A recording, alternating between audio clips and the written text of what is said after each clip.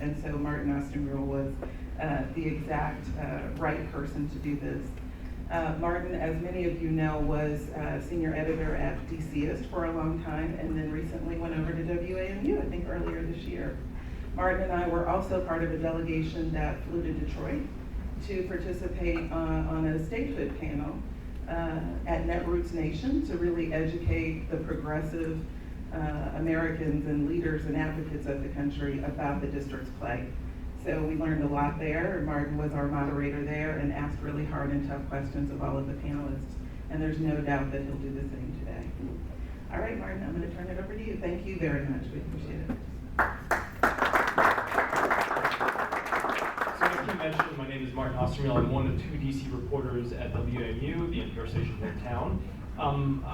This isn't about me, this is about the candidates. I'll just jump in and start asking questions. And what I'd like to do is I'll probably pose a question or two and then throw it out to the audience, because I think you guys have just as many insightful questions as I may have potentially come up with. Probably more insightful, actually. But let's start off with Ms. Schwartz. And I read through the questionnaire that you submitted. And the one thing that struck me is that nowhere did you mention statehood. And right now, a lot of the energy seems to be around statehood. What with the Senate hearing, what with President Obama saying that you would support DC becoming the 51st state. Now, you do say you support legislative autonomy, budget autonomy, and full voting rights on the Hill. Now, do you think that those are a stepping stone towards statehood, or do you think statehood is just something of an unachievable dream, or something that we hold up that we're never going to get to? Well, I think I'm going to stand up because I'm not so tall like you are, so I can't see you in the audience, so I doubt if you could see me if I stayed seated. I have been an advocate for full voting rights the entire time I've lived in Washington, which is nearly 48 and a half years. So that's unquestioned. Also budget autonomy and legislative autonomy. I would be for statehood if it's the only avenue where we can receive all of the above. But I happen to like very much the 1977 legislation, which gave us full voting rights, 2 senators and a congressperson, which we would be entitled to under our population. And of course now the way we're growing, we could be at 2 congresspeople in no time. But I did not like statehood per se, because I think it's sort of nice to have the unique status of being the nation's capital, and instead of one of the smallest states. Also, I was here when the whole statehood issue was discussed and decided upon and the convention took place. And I saw how the city is going to be carved up, and the monuments and the White House and the Capitol and most of the embassies and all of those are going to become part of Washington, D.C. We don't even get to keep the name Washington, D.C. That's Congress's name. That's the capital city. That's the federal government's name. And we would become the state of New Columbia. And so I would like to have it all. I'd like to have the best of all worlds.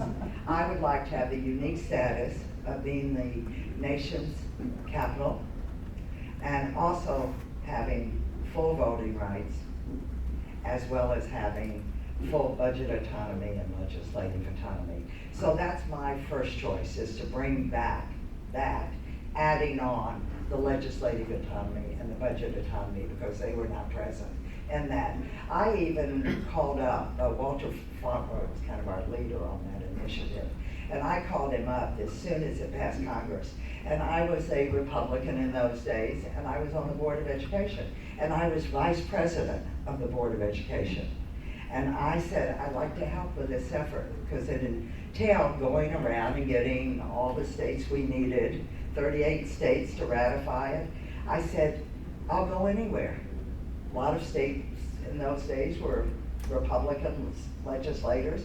I said, send me anywhere. I'll pay my own way. You don't have to pay it, raise the money to pay it. I'll do it myself. Send me anywhere. And I kept calling year in and year out, saying, what can I do to help? What can I just couldn't arrive somewhere? I really had to have a plan and some organization. And finally, when I got elected to the council in 1984 and got sworn in 1985, which was the year it was expiring. And we only had 16 states. That's when I got a call and saying, help, help. And I did run around and help, and we did get one state legislature.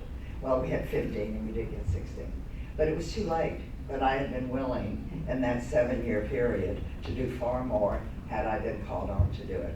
So then, given that you're for full voting rights on the Hill, which would require an act of Congress and a lot of lobbying on behalf of DC officials and DC residents, explain how you think that could get done, and also tie that to the fact that you said that since you were once a Republican, you've been on the Hill, you were able to talk to fellow Republicans, you could build bridges, but it seems like there's a different brand of Republicanism now than when you were a council member. So how do you... Well, that's why I'm no longer a Republican. But talk us through how you want to see full voting rights on the Hill, especially since we don't have the second part of the deal back like we had in 2007, which was Utah getting an additional seat for Republican. Yeah.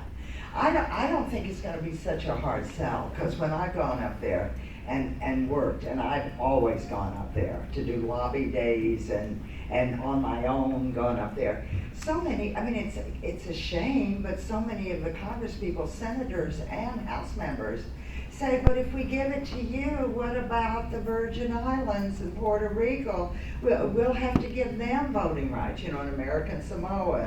And I said, wait just a minute, they don't pay federal income tax. And when there was a draft, their men and women were not eligible for the draft.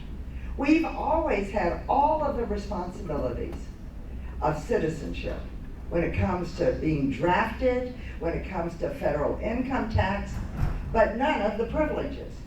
And that's disgusting. So, I didn't realize that. Puerto Rico, we're not in the same category as they are. Or put us in the same category then. No federal income tax. I mean, and several years ago, I don't know if you remember, but because it didn't get that much publicity, because I was doing this from the outside, not the inside. Because you remember, folks, I lost my election 5.5 years ago because I did the very terrible thing of giving sick leave to workers. So I got targeted and I was gone. They came and got me in the primary because they knew they couldn't get me in the general election, where I got 94,000 votes 4 years earlier for my council seat. But so they came after me in the primary and they succeeded. And I even used a lot of my savings to run a write-in campaign where 40,000 people, even the Board of Elections and Ethics admits, had we done a recount, it would have probably been 55 or 60,000 people who actually wrote my name in, which is unbelievable. But it wasn't enough to beat Michael Brown, who was #1 on the ballot. And wasn't that a good exchange? He's now serving his first month of his 39 months in prison. So I have always been an advocate for our voting rights. But years ago, from the outside, it was April 15th, and I'd just written my nice big check to the federal government, and I sat down and wrote a press release, at which point I said, come next year, I am not going to pay my federal income tax unless we have voting rights. And it wasn't just going to not give the money. I had came up with this whole idea of an escrow account, that I and others who would join me would do an escrow account, so our money would be there, sitting there, ready to pay once we got our voting rights. I got on Fox News, did a story, but they're very little publicity. It's hard to get publicity when you're not in public life. And so I got maybe 5 to 10 phone calls, and I thought, oh dear, I really will be going to jail. But if I am mayor, I'm going to go up there and do all I can to persuade how this is just and due, and it's an abomination we don't have it when every jurisdiction, every place in the world, Iraq, Afghanistan, their legislative bodies have voting rights for their capital cities. It is truly an abomination. And so I would use my persuasiveness to work that way. If not, I would be willing to call on us to withhold our federal income tax. And if we were thousands, not 10 of us doing it, but thousands doing it, I think we could actually win this one. I really do believe. I also want to just, I know, Martin, I'm getting a little long-winded, but I have a long history with this. You know, this isn't something I've come to. You know, this isn't new news because I'm before you today. I got some ideas of what we should do. I lay awake nights thinking about this one. But when I went to the convention in 1980, in year 2000, I didn't go to the convention in 1980. In year 2000, when I went to the convention in Philadelphia, this was done, and I wish you would pass it around and look at it because I don't want to read you the whole thing. But it talks about all the things that we have done. You know, people dying, federal income tax paid, and it talks here. The other has actually former Republican leaders. And this one I will read because I know it's going to be hard to pass it around. But this one I will read. And I wanted to, here it is, Senator Robert Doe, you know, who's also a presidential nominee. The Republican Party supported DC voting representation because it was just, and in justice we could do nothing else. You know, this was the past Republican Party. Richard Nixon, it should offend the democratic sense of this nation that the citizens of its capital have no voice in Congress. Well, how about this? Let me stop you now. Pass that around because I think it'd be interesting for people to see. And also went with this, which was let DC vote, it's only fair. So this nicely ties into my next question. I'm a bit of a student of history, especially when it comes to DC voting rights, and I know that you're a member of this commission that's organizing events around the 40th anniversary of Home Rule. And the one thing about how we got Home Rule is that Delegate Fontroy, he wasn't only a passionate advocate, he was also a good politician. He made some compromises, but he also built up constituencies outside of the city. He got people in North Carolina, South Carolina to vote out members of Congress who were hostile to DC. So that leads me to my next question. How would you build those constituencies, not only in DC but outside? Because that seems to be one thing we're missing is kind of that large-scale movement of people, both inside and outside of the city. And what type of compromises, if any, would you be willing to make? Would you be willing to say, all right, I'll scrap our gun laws, or I'll agree that DC residents won't have to pay federal taxes, but they're going to remain without a vote? Well, listen, I feel about not paying our federal taxes like I feel about that's not my choice. The choice is vote. I just think we can maybe use that, not paying our federal income tax, to get ourselves a vote, because we pay a lot of federal income tax, and they're not going to want to lose that. So I don't want to say that I would compromise like that. But I just think we've got to use every tool in our toolbox in order to get this done. I started doing this when I was in my 20s. I'm 70 now. I'm starting, I always thought, let it in my lifetime. I'm getting worried that it will be in my lifetime now. And so I think there needs to be a sense of urgency. I admire Vince Gray when I look at him as our mayor. I mean, he took an active role in this issue, far more active role than I've ever seen anybody do. And he will be my role model in this, I can assure you. But I won't have the shadow, unfortunately, of that campaign hanging over me, which I don't think was necessarily helpful. But God bless him for what he did to try to move us forward on that issue. And then how would you, the second part of the question, how would you build that sort of popular support? Because again, like you mentioned in your questionnaire, you go to rallies and sometimes they're not well attended, and sometimes you see the same people you've kind of always seen at the rallies. So how do you continue to build on support so that when you have a rally, you have thousands of district residents and people from outside the district supporting the district's fight for voting rights? Well, I've never had the pulpit of the mayor's office, and I can assure you, not that I haven't tried, right, folks?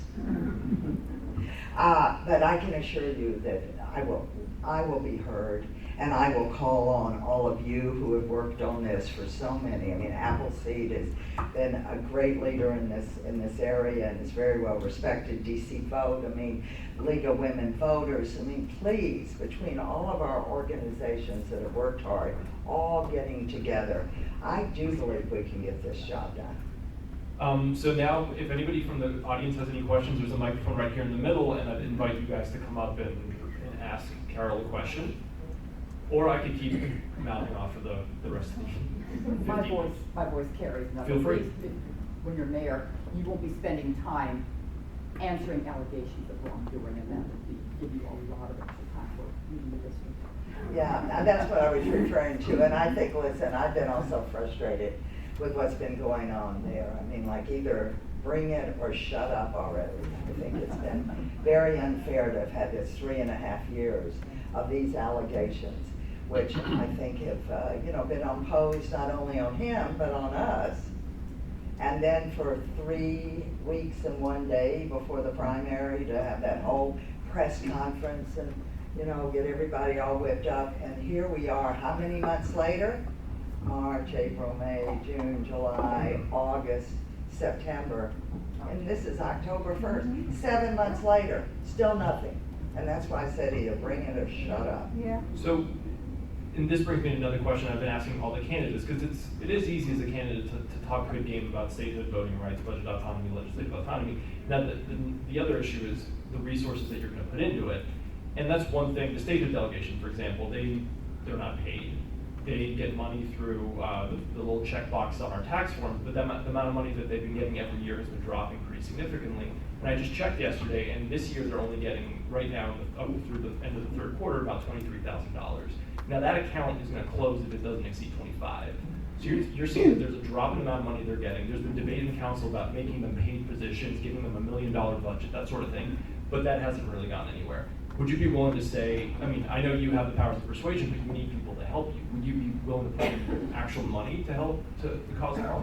I'm not going to commit to that right now, but I'm willing to look at, as I said, every avenue we need to do. I also think that, and I don't know how we do this because we're all such independent thinkers, and I know a lot of people in this room separate and apart from this issue. I mean, we're all kind of free thinkers, and we've got, statehood, and we've got full voting rights, and I told you where I am. As I said, if statehood proves to be the only avenue, I'm going there. But I think the other avenue might be preferable, and it might be more doable, because then Congress and the president and everybody don't have to just carve off the whole city, and then who pays for what and what's done with the police and all the complications that will come from this carve out. And so I'm willing to look at the financial aspects of these things, but I'm not willing to commit today to what that would be. Go ahead. Ms. Schwartz, you said it shouldn't be hard to get voting rights. It's been hard. Oh, no, And- I didn't mean it shouldn't. I don't think it's impossible to get voting rights. Okay, can you give us an idea of some specific things that you plan to do or that you thought about doing that'll make it easier than it's been? Well, one, I would go to, I would really meet, I have a lot of relationships with people in the House and the Senate through my professional life, all these decades, as well as my personal life. And I would use my persuasion to just go get the ball rolling initially. And as well as meeting with leaders in Congress to try to get it ball rolling more than it's been rolling now. And meet with people that were helped us in the past, like Tom Davis is not in Congress, but he was very helpful, and he's still known and respected. So that kind of leadership, trying to get leaders around who are on our side or have proven in the past to be on our side, that's where I would start out. And then I would also try to get us to rally, like maybe this first April 15th coming up, when we're paying our federal income tax, maybe announcing it's going to be, if we haven't made any progress till then, that this will be the last year we intend to pay our federal income tax. Give them fair warning, do a great big rally, and start that way. So those are the kind of things I've thought about. And then, of course, if we haven't gotten it in that next year, we actually do withhold our in a very public way, and with lots of media, withhold our income tax. And we go and we put it into, you know, like symbolically into, we'll have a big box or something that'll say escrow account, and we'll do it publicly. So I think those are the kinds of things I thought of. Well, Mayor Gregg got himself arrested for voting rights, and you could potentially get yourself arrested too for different I elements of the fight, absolutely so. could. I would prefer not, because I've not been arrested before, but if it has to, whatever it takes, I will do, barring a couple of things, okay? Ms. Schwartz, over. Yes. Thanks so much for coming to talk.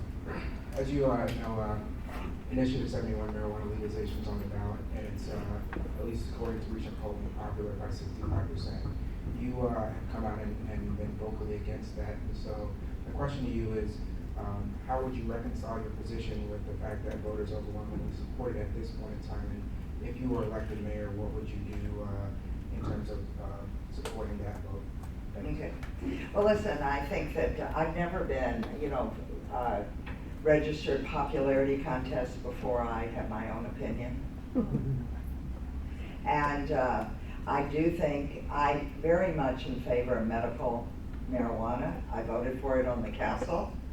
And not only voted for it on the council, but worked behind the scenes to finally get it released by Congress. You know, I don't do, some people when they do anything, they like get called the media, they issue a press release, they take the media up to Congress with them. I don't do that. I just go get the job done. And I did it with needle exchange. I did it with a ban on gays and lesbians being able to adopt children. And I did it with medicinal marijuana. Went up there and helped get it finally implemented in DC. So I'm very much in favor of medicinal marijuana. I'm also for the expansion of the categories that are covered. I was not on the council, and if not by any fault of my own, I tried to be on the council, but I didn't get to vote for the decriminalization. And I would have voted as they did. I think the disparity between who ended up in jail and who didn't end up in jail was a terrible injustice, so I would have voted for that. But recreational marijuana, I know plenty of people that do it, I don't care. But calling for it to be legalized, I am not in favor of it. We don't have enough studies about it. They're showing about the, you know, I've heard and read about in Washington and Colorado about the driving under the influence and how it's not really so easy to register as alcohol is.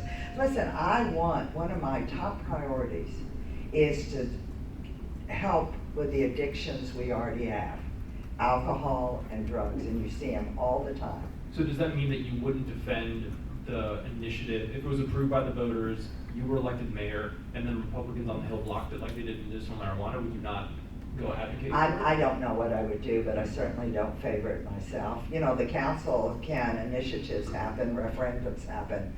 You know, the council does have the ability to think for itself, and the council's not passed this legislation either.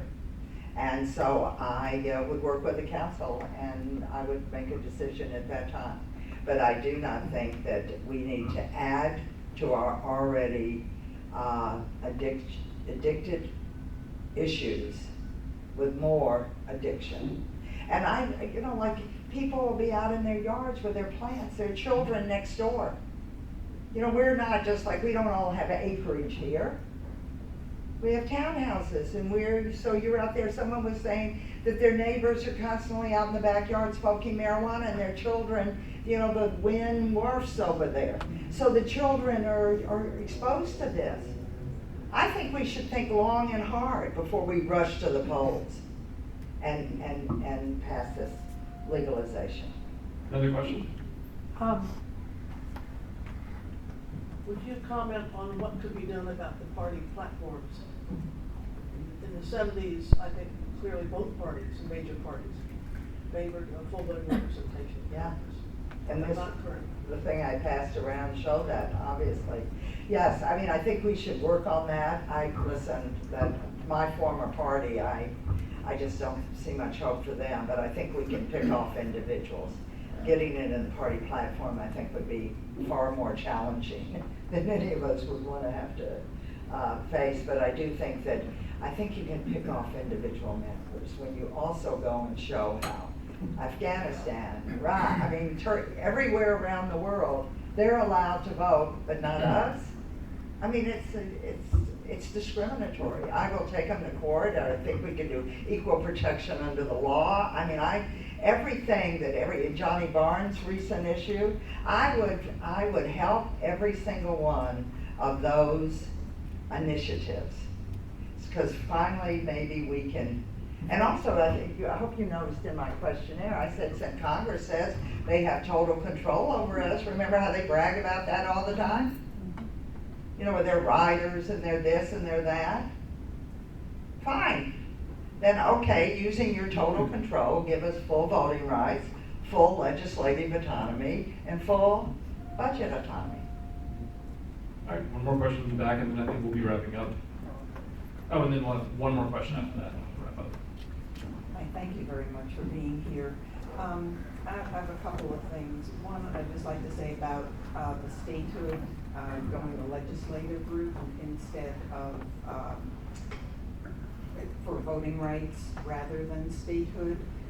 Once we have statehood, it can't be taken away, but with legislation, it can be immediately overturned by another Congress. But I also have another question for you, which is, what do you plan to do about the tremendous divide in the city between the educated and the uneducated? I understand there's 37% functional illiteracy, and yet we have the highest percentage of people with bachelor's and higher degrees.